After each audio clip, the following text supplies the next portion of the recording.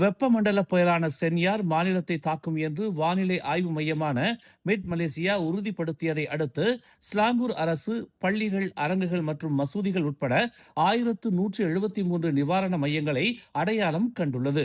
இந்த நிவாரண மையங்களில் 2,44,000 வெள்ளத்தால் பாதிக்கப்பட்டவர்களை தங்க வைக்க முடியும் என்று ஒரு அறிக்கையில் ஸ்லாங்கூர் மந்திரி பெசார் எமருடின் ஷாரி தெரிவித்துள்ளார்.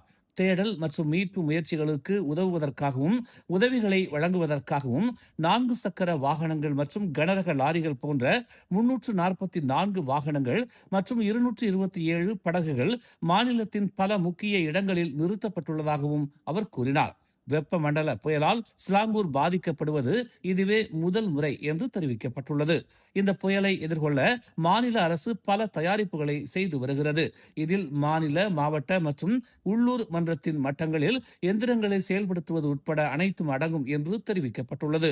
மேலும் சுமார் 45 வெள்ள எச்சரிக்கை நிலையங்களும் செயல்படுத்தப்படும் என்று அமீருடீன் கூறினார்.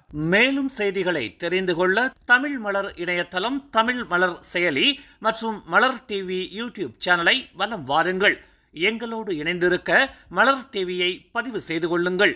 உறவுகள் மகிழ்ந்திட விருப்பம் மற்றும் பகிர்வு சேவையை சொடுக்கிடுங்கள்.